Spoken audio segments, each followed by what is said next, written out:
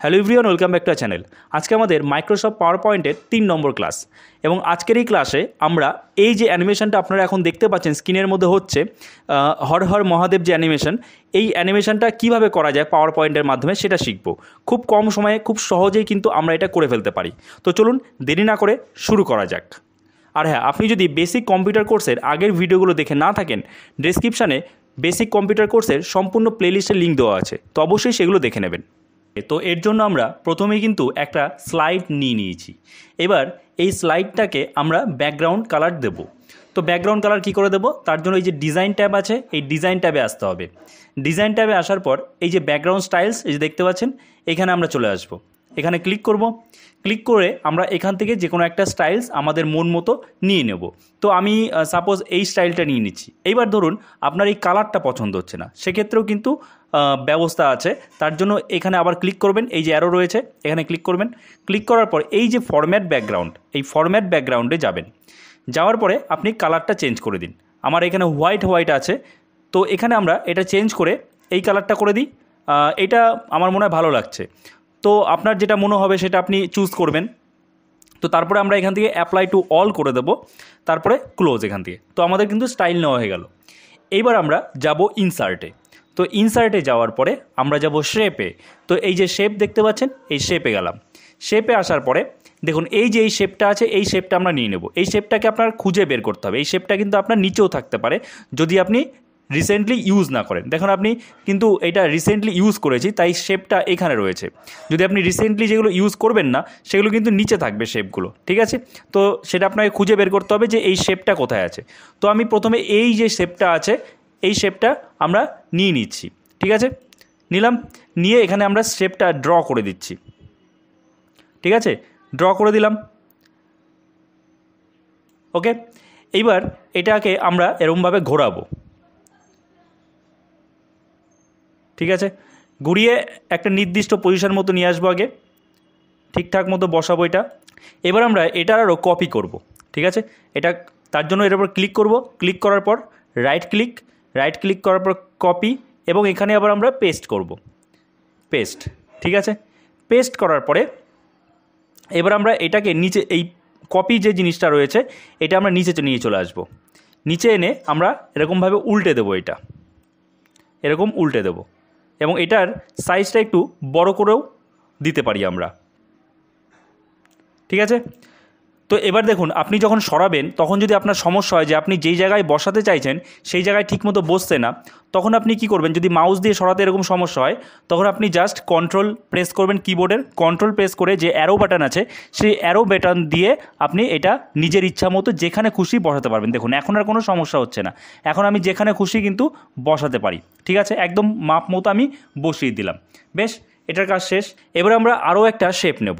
তো তার জন্য আবার আমাদের এই শেপে যেতে হবে। শেপে গেলাম। শেপে যাওয়ার পর আমরা এখান থেকে এই যে দেখবেন রেক্ট্যাঙ্গুলার একটা শেপ আছে, এই যে এই শেপটা দেখতে পেয়েছেন, রাউন্ডেড শেপ, রাউন্ডেড রেক্ট্যাঙ্গুলার, এই শেপটা আমরা নেব। তো যেহেতু আমি রিসেন্টলি ইউজ করেছি তাই এখানে রয়েছে, আপনার হয়তো নিচেও থাকতে পারে, ঠিক আছে? সেটা আপনি খুঁজে বের করতে হবে এই রেক্ট্যাঙ্গুলার শেপ কোথায় আছে। তো আমি এটা নিলাম, নিয়ে আমরা শেপটা এবার এখানে ড্র করে দেব। এরকমভাবে চওড়া করে ড্র করে দিলাম, ঠিক আছে? ড্র করে এটা একটা জায়গায় ঠিকঠাক মতো জায়গায় বসিয়ে দিলাম। বেশ, এবার আমরা নিচে একটা যে ভূমি থাকবে, মানে যার উপরে শিবলিঙ্গটা থাকবে, সেটা আমাদের দিতে হবে। তো তার জন্য আমরা একটা আবার রেক্ট্যাঙ্গুলার শেপ নেব। এই যে রেক্ট্যাঙ্গুলার শেপ, এইটা নিলাম, ঠিক আছে? এখানে আমি এইটাও নিতে পারি, এই শেপটাও নিতে পারি, কিন্তু যেটা খুশি, শুধু রেক্ট্যাঙ্গেল যেটা আছে। তো আমি এটা এখানে নিচ্ছি, রেক্ট্যাঙ্গেলটা নিচ্ছি, নিয়ে এখান থেকে আমি এটা ড্র করে দিলাম, ঠিক আছে? ড্র হয়ে গেল। আমি এটা পরিমাণ মতো ছোটো বড়ো করে নিতে পারি এইভাবে। ব্যাস, আরেকটু ছোটো বড়ো করি, আরেকটু বড় করে দেব। হ্যাঁ, এবার ঠিকঠাক আছে। এইবার কি করব? এবার আমাদের কাজ হচ্ছে এগুলোর কালার চেঞ্জ করা। এই যে শিবলিঙ্গ হলো, এখনও কিন্তু কাজ শেষ হয়নি। আগে আমরা এটাকে ব্ল্যাক কালার করি, ঠিক আছে? তো তার আগে সবার প্রথমে যে কাজ সেটা হচ্ছে এই একটা শেপ, নিচের একটা শেপ এবং এই যে রেক্ট্যাঙ্গুলার শেপ, এই তিনটে শেপকে আমরা গ্রুপ করব। তো তার জন্য কি করতে হবে? আমাদের জাস্ট পুরোটা সিলেক্ট করতে হবে, এরকম চেক করব, ঠিক আছে, মানে এই শেপটা যতটা শেষ হয়েছে ততটা পর্যন্ত যেতে হবে, ঠিক আছে।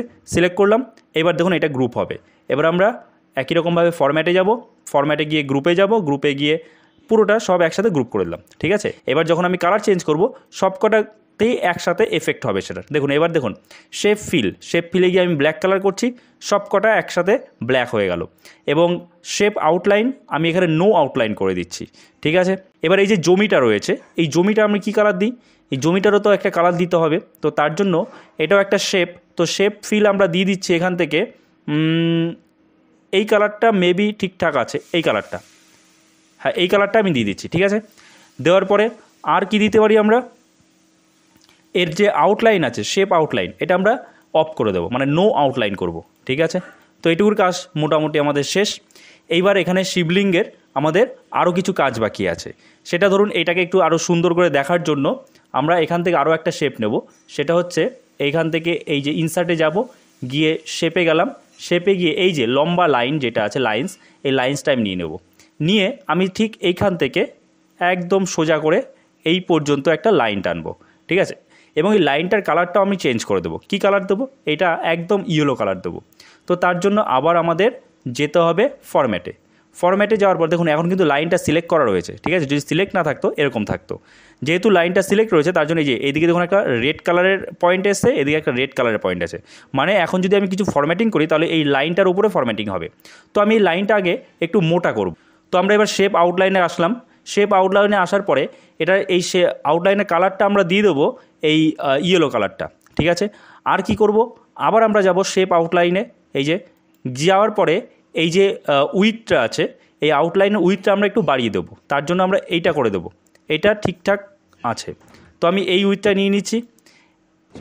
এবার আমাদের আরও দুটো রেক্টাঙ্গুলার শেপ নিতে হবে, তার জন্য আবার এই যে ইনসার্টে যাচ্ছি, ইনসার্টে যাওয়ার পর শেপে যাচ্ছি, শেপে যাওয়ার পর এই যে রেক্টাঙ্গুলার শেপ আছে রাউন্ডেড রেক্টাঙ্গুলার, এটা নিয়ে নিলাম, নিয়ে এখানে আমি এটা ড্র করে দিচ্ছি, ঠিক আছে। ড্র করে দিলাম, ড্র করে দেওয়ার পরে এবার আমরা আবার যাব ফরম্যাটে যাওয়ার পর এই যে শেপ ফিল রয়েছে, এই শেপ ফিলে ক্লিক করব। শেপ ফিলে ক্লিক করার পর আমি এটা নো ফিল করে দেব এবং এর আউটলাইন যেটা একদম ইয়েলো কালার, এই কালারটা করব, ঠিক আছে। এবার এটার একটা কপি করব, ঠিক আছে। আর এই আউটলাইনটা আমরা একটু মোটা করে দিই, উইথে গিয়ে এটা করে দিই, ঠিক আছে। একটু মোটা হলো আউটলাইনটা, কিংবা আমার যদি মনে হয় আরও একটু মোটা করব সেটাও করতে পারি। তার জন্য আবার আমাদের এটা সিলেক্ট করতে হবে, সিলেক্ট করে ফরম্যাটে গিয়ে আউটলাইনে গিয়ে উইথে গিয়ে আমি এইটা দিয়ে দিই, ঠিক আছে, এইটা ঠিক আছে। এইবার আমরা এটার আরেকটা কপি করব। তো তার জন্য এর উপরে জাস্ট এই যে লাইনের উপরে ক্লিক করব, লাইনের উপরে ক্লিক করলে এটা সিলেক্ট হয়ে যাবে। সিলেক্ট হয়ে যাওয়ার পর এটার উপর রাইট ক্লিক করব, রাইট ক্লিক করে কপি করার পর আবার আমরা এখানে পেস্ট করে দেব। দেখুন পেস্ট হয়ে গেল। এবার আমরা এটা ঠিকমতো জায়গায় বসাবো। তো তার জন্য যদি আপনার সমস্যা হয় তাহলে কি করবেন, এই যে এখান থেকে আপনি জুম ইন জুম আউট করে নিতে পারবেন কিন্তু, ঠিক আছে। তো আমি বড় করে নিলাম, বড় করে নেওয়ার পর এটা আমি ঠিকঠাক পজিশন আগে বসিয়ে নিই, বেশ হয়ে গেল। দেখুন একদম ঠিকঠাক জায়গায় একদম বসে গেল। এইবার এখানে আমার আরেকটা আমাদের রাউন্ড শেপ নিতে হবে। তো তার জন্য আবার আমরা ইনসার্টে যাওয়ার পর শেপে যাওয়ার পর আমরা এই যে এই রাউন্ড শেপটা নিয়ে নিচ্ছি এবং এখানে এটা ড্র করে দিলাম এবং এটা আমরা ঠিকঠাক পজিশানে বসিয়ে দেবো। তার জন্য এরকম সিলেক্ট করে বসিয়ে দিলাম, ঠিক আছে। এটা আরেকটু এদিকে আসবে। যদি আপনি মাউস দিয়ে ঠিকঠাক পজিশানে বসাতে না পারেন তাহলে সেক্ষেত্রে কী করতে হবে, কন্ট্রোল চেপে কিবোর্ডের এই যে অ্যারো কিগুলো আছে, এই অ্যারো কিয়ের সাহায্যে, চারটে যে অ্যারো কি আছে সেই অ্যারো কিয়ের সাহায্যে এটাকে আপনাকে ঠিকঠাক পজিশানে বসাতে হবে, ঠিক আছে। বসে গেল। এইবার এটার কালার আমরা রেড কালার করে দেব। তো এটা তো সিলেক্ট করাই রয়েছে। এবার ফরম্যাটে যাচ্ছি, ফরম্যাটে গিয়ে দেখুন শেপ আউটলাইন আমরা নো আউটলাইন করে দিচ্ছি, শেপ ফিল আমরা রেড কালার করে দিচ্ছি, ঠিক আছে।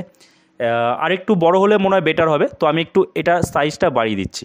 তো বড় করে দিলাম, ঠিক আছে। তো আমাদের মোটামুটি কাজ শেষ, আরেকটু কাজ বাকি আছে, যেটা ওই যে পেছনে যেটা ঘুরবে তার জন্য তো আরও কিছু কাজ আছে। তো তার জন্য আমরা কি করব, আমরা সেই শেপে যাব। আবার শেপে যাওয়ার পরে আপনি দেখবেন এই যে শেপটা রয়েছে ফ্লো চার্ট কোলেট, এই শেপটা আপনাকে নিতে হবে। আমি এই শেপটা নিলাম, নিয়ে এই শেপটা আমাকে ড্র করতে হবে, ঠিক আছে। এবং একটু লম্বা করে ড্র করবেন যাতে এই যে অংশটা, এই যে স্লাইডের অংশটা এই স্লাইডের বাইরে বেরিয়ে যায়। ঠিক আছে, এবার আমরা এটাকে ঠিকঠাক পজিশানে বসিয়ে দেবো। তো এই পজিশানে বসিয়ে দিলাম, দেখুন আরেকটু নিচে হলে বেটার হবে, ঠিক আছে। এবার ঠিক আছে, এবার দেখুন আমি ঠিকঠাক পজিশানে একবারে বসিয়ে দিলাম।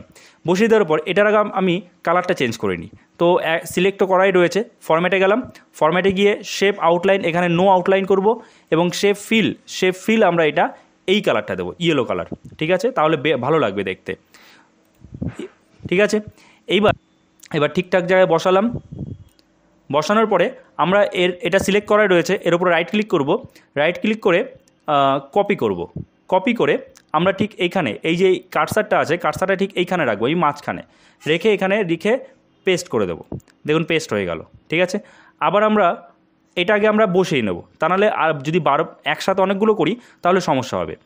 তো আমি এটা আগে ঠিকঠাক পজিশানে বসিয়ে নিই। তো তার জন্য এটা আমি আগে এই জায়গায় বসালাম, ঠিক আছে। বসানোর পরে এটাকে আমরা এবার ঘোরাতে হবে। তো তার জন্য আমি এটা আরও ছোট করে নিচ্ছি, ঠিক আছে।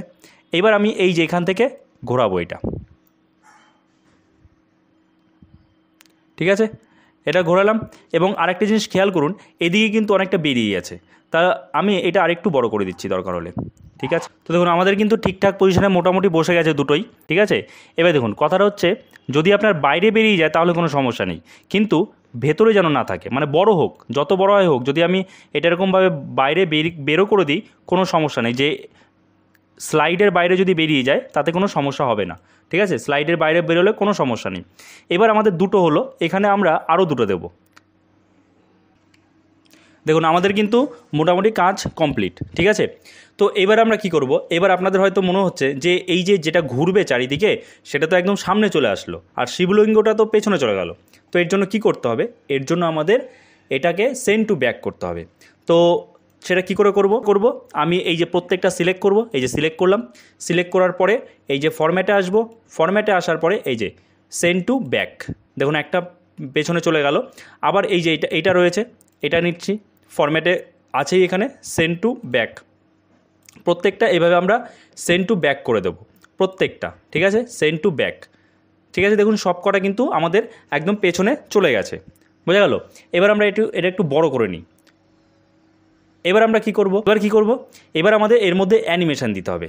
তো অ্যানিমেশন আমরা কিভাবে দেবো, অ্যানিমেশন দেওয়ার জন্য আমাদের প্রত্যেকটা এই যে শেপ রয়েছে, এই যে এই শেপগুলো আমাদের সিলেক্ট করতে হবে এবং অ্যানিমেশন দিতে হবে।